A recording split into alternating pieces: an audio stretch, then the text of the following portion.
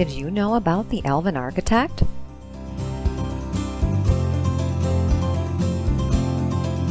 The Elven Architect is an all-in-one tool for planning everything in Elvenar.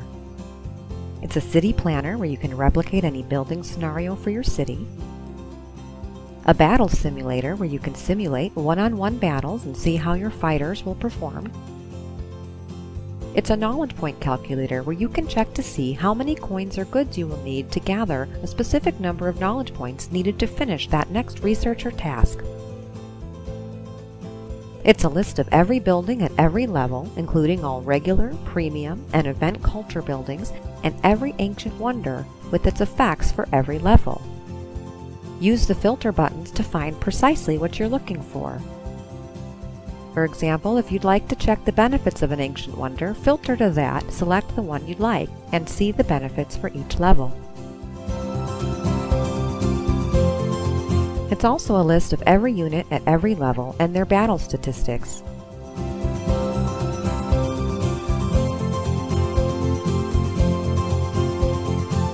The City Planner tool is like a sandbox for your city. You can copy the way it is and use the tool to try different arrangements, test different options, or whatever you like.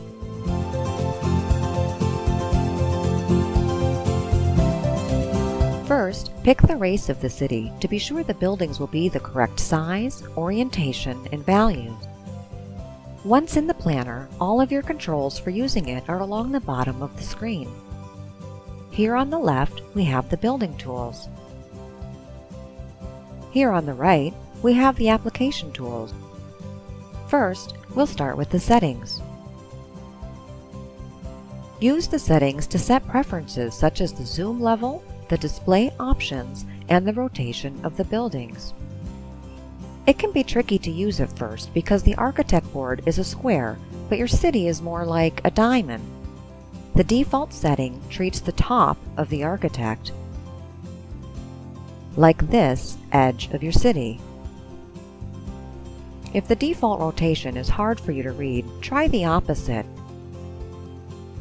which will reorient the top of your city the other way to be this edge of your city. Now that we've handled the basics, time to get building. First, we'll start by placing the expansion. When you click on the expansion tool, this activates it. You can see how it is activated by noting the lighter shading over this button on the toolbar. While it is enabled, any expansion grid clicked will toggle between placed and unplaced. Click on the tool again to deactivate it. The Build tool is where we will get the buildings from to place in the city. Notice the tabs along the top match those in the game so you can find what you're looking for easily. Choose the level and then place as many of that building type that you need. If you've placed too many buildings, you can use the Cell tool to get rid of them again. Click on the Move tool to activate it. Once the tool is activated, clicking an object will pick it up. Clicking again will place it back down again. Click on the tool again to deactivate it.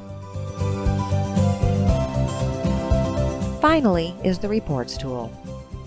The Reports tool is where you can look to see statistics about your city.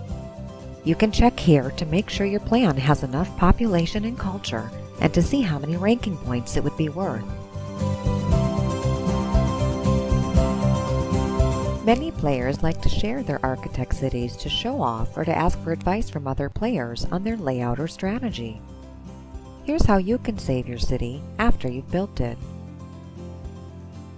Click the Save Load button. You have a few options. Some browsers allow the save feature to work, but this is not recommended. We advise instead to use the link method of saving your city. When you click Create, a link unique to the way the city is at that precise time will be created. The link can then be shared with others. To load a saved city, all you have to do, if you use the link method, is paste the link into your address bar and go. That is all for this video. Thank you for watching, and as always, if you have any questions, please feel free to ask.